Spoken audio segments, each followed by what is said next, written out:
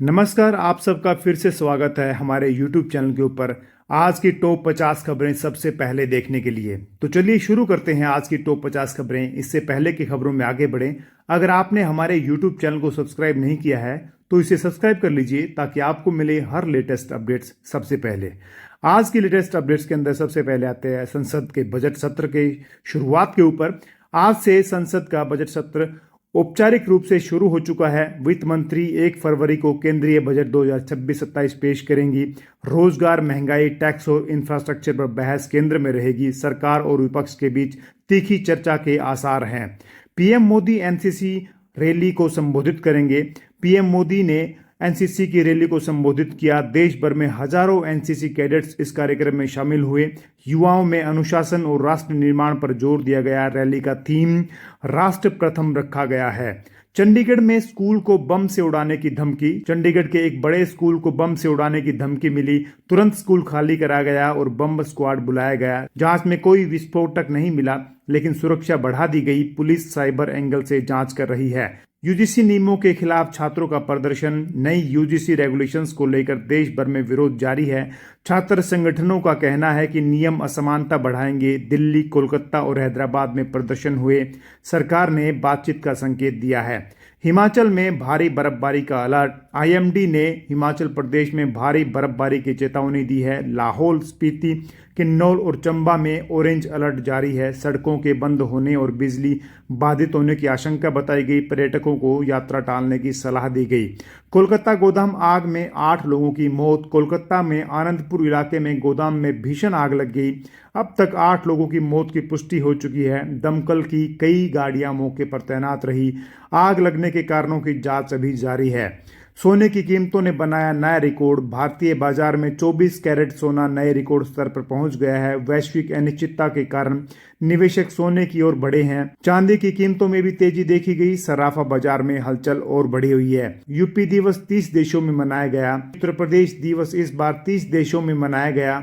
विदेशी भारतीय मिशनों में सांस्कृतिक कार्यक्रम हुए। निवेश और पर्यटन को बढ़ावा देने पर जोर रहा। राज्य की ग्लोबल ब्रांडिंग को बल मिला। महाराष्ट्र में पीएम सेतु योजना लागू। महाराष्ट्र सरकार ने पीएम सेतु स्कीम को मंजूरी दी है। इसका उद्देश्य युवाओं को स्किल ट्रेनिंग देना है। आईटीआई और तकनीकी संस्थाओं को जोड़ा रखना है। रोजगार के नए अवसर बनने की उम्मीद है। दिल्ली एनसीआर में घना कोहरा। दिल्ली और आसपास के इलाकों में घना कोहरा छाया रहा। कई ट्रेनें और उड़ानें प्रभावित हुई। विजिबिलिटी 50 मीटर से गिर गई है और आईएमडी ने सावधानी बरतने की सलाह दी है। अभी चलते हैं अंतर्राष्ट्रीय खबरों की तरफ, जिसके अंदर ईरान में विरोध प्रदर्शन तेज है। ईरान में सरकार विरोधी प्रदर्शन जारी है। महंगाई और बेरोजगारी मुख्य मुद्दे बने हुए हैं। सुरक्षा बलों के साथ झड़पों की खबरें सामने आई हैं।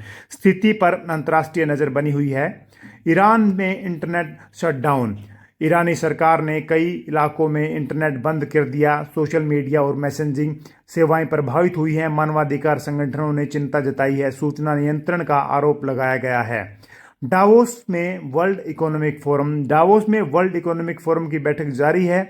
वैश्विक अर्थव्यवस्था और एआई पर चर्चा हो रही है।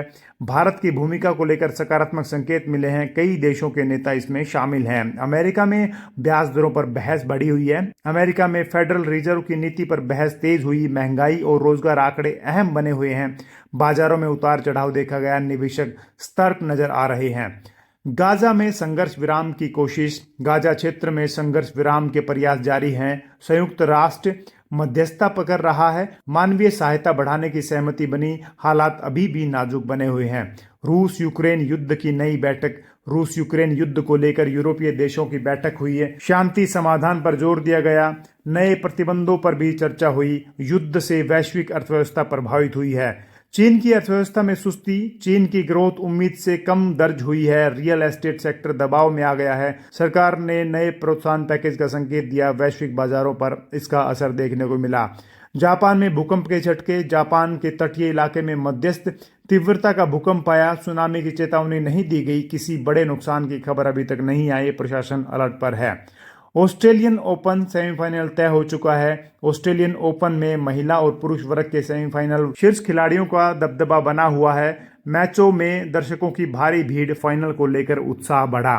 बांग्लादेश T20 वर्ल्ड कप के बाहर। बांग्लादेश टीम टूर्नामेंट से बाहर हो गई, लगातार हार टीम पर भारी पड़ी है, कोचिंग स्टाफ पर सवाल उठे, फैंस निराश नजर आए।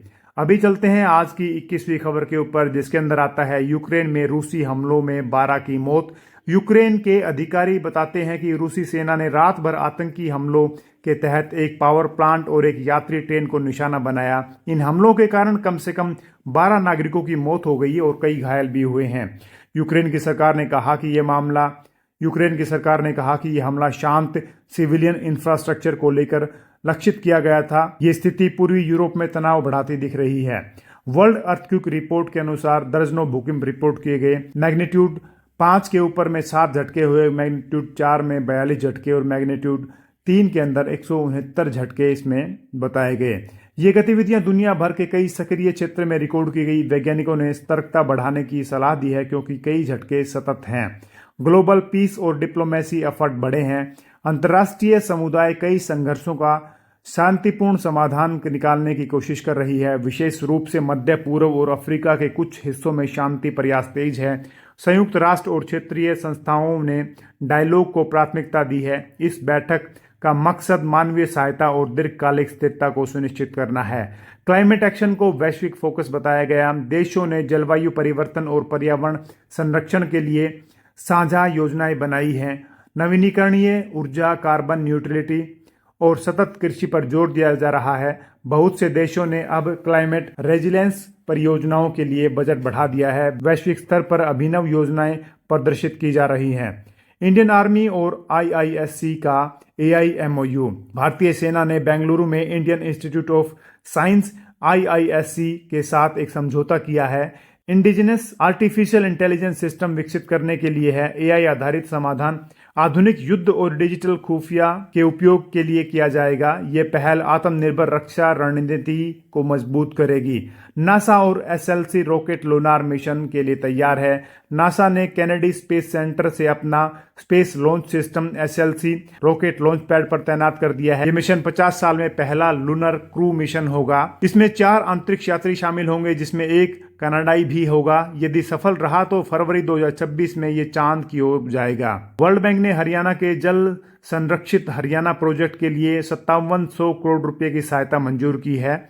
इन परियोजनाओं का लक्ष्य राज्य को जल आत्मनिर्भर बनाना है। समुदाय जल संरचनाओं और बाढ़ नियंत्रण को प्राथमिकता देती है। इससे ग्रामीण और कृषि क्षेत्र में पानी की उपलब्धता सुधरेगी। HDFC और ICICI में RBI प्रायोरिटी सेक्टर लैंडिंग की शिकायतें पाई गई। रिजर्व बैंक ऑफ इंडिया ने HDFC बैंक और ICICI बैंक में प्रायोरिटी सेक्टर लैंडिंग में कॉम्प्लायंस की खामियां बताई गई। विशेष रूप से कृषि ऋण की मिसक्लासिफिकेशन को लेकर नोटिस जारी हुआ है। RBI ने सुधारात्मक कदम उठाने का निर्देश दिया है। बैंकों को जल्द सुधारात्मक रिपोर्ट देने को कहा गया है। इलेक्शन कमीशन ने लोकतंत्र प्रबंधन सम्मेलन किया। Election commission of India international conference on democracy and election management 2026 आयोजित किया गया। ये सम्मेलन भारत में लोकतांत्रिक प्रक्रिया को बेहतर बनाने पर केंद्रित है। विशेषज्ञ, चुनाव आयुक्त और अंतर्राष्ट्रीय प्रतिनिधि इससे भाग ले रहे हैं। इसमें चुनाव संबंधी नवीन तकनीकों और पारदर्शिता उपायों पर चर्चा हो रही है। स्कूल में स्किल बेस्ड शिक्षा पर जोर दिया गया। भारतीय स्कूलों में संचार कौशल, डिजिटल लिटरेसी और टीम वर्क पर जोर बढ़ा है। कई विद्यालयों में मॉक इंटरव्यूज और प्रोजेक्ट बेस्ड शुरू किए गए हैं। लक्ष्य छात्रों को वास्तविक दुनिया की चुनौतियों के लिए तैयार करना है। विद्यार्थियों के व्यापक विकास के लिए वैल्यू ओरिएंटेड कार्यक्रम चल रहे हैं। यंग एथलीट्स ने राष्ट्रीय मुकाबलों में चमका प्रदर्शन। भारतीय युवा एथलीट्स विभिन्न राष्ट्रीय स्पर्धाओं में मजबूत प्रदर्शन कर रही है। क्रिकेट, हॉकी, बैडमिंटन और एथलेटिक्स में प्रतिस्पर्धा तेज है। ट्रेनिंग कैंपों में नई तकनीकों का इस्तेमाल बढ़ा है। कोच अभिनव रणनीतियों पर काम कर रहे हैं।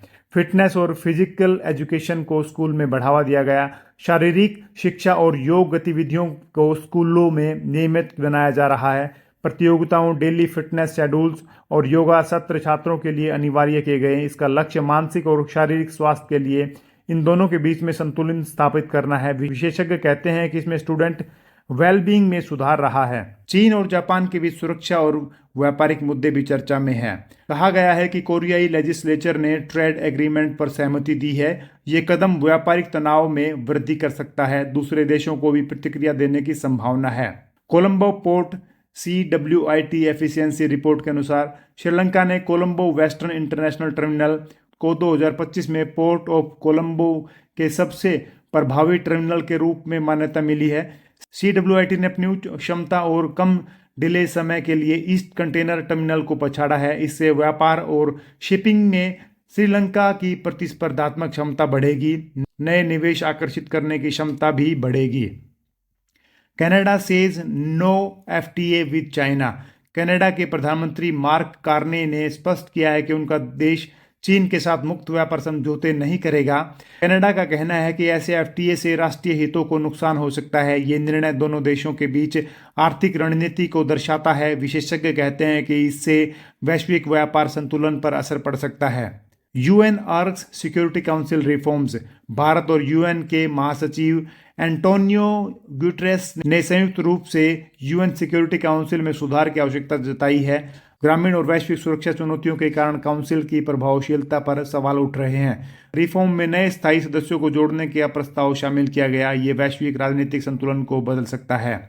Nation wide bank strike in India. 27 जनवरी को भारत में सार्वजनिक, निजी और सहकारी बैंकों ने बैंक कर्मचारी स्ट्राइक पर रहे।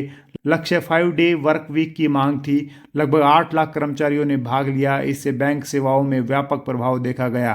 फाइनेंस मिनिस्टर हलवा सेरेमनीज। वित्त मंत्री निर्मला सीतारमण ने बजट 2026-27 की फाइनल तैयारी के हिस्से के रूप में हलवा समारोह किया गया। ये पारंपरिक प्रैक्टिस है जब बजट प्रिंट होने वाला होता है। बजट 1 फरवरी को पेश किया जाएगा। ये मंत्रियों व अफसरों के बीच उत्साह का क्षण होता है। पुतिन ने भारत को रिपब्लिक डे पर बधाई दी। रूसी राष्ट्रपति व्लादिमीर पुतिन ने भारत को रिपब्लिक डे की बधाई दी है। उन्होंने भारत रूस के रणनीतिक संबंधों को मजबूत बताया। दोनों देशों ने 2025 में कई द्विपक्षीय समझौतों की समीक्षा की है। रॉयटर्स और अन्य स्रोतों ने कूटनीतिक अवसरों पर भी चर्चा की गई है। थाईलैंड और नेपाल ने निपाह वायरस से संभावित मामलों को रोकने के लिए एयरपोर्ट और सीमा स्क्रीनिंग शुरू की है। पश्चिम बंगाल में निग्रल स्थिति को देखते हुए संपर्कों को क्वारंटाइन किया जा रहा है। स्वास्थ्य अधिकारी ट्रैवलर्स को स्वास्थ्य मानकों का पालन करने को कह रहे हैं। इससे महामारी फैलने की जोखिम को कम करने में मदद मिलेगी। आपने यहाँ तक न्यूज़ को देखा है। हमारी न्यूज़ कैसी लगी हमें कमेंट करके ज़रूर बताएं। आप हमारे चैनल पर ऐसी लेटेस्ट अपडेट्स देखने के लिए उसे सब्सक्राइब भी कर सकते हैं ताकि आपको मिले हर लेटेस्ट अपडेट्स सबसे पहले। Thank you very much. आपका दिन शुभ रहे।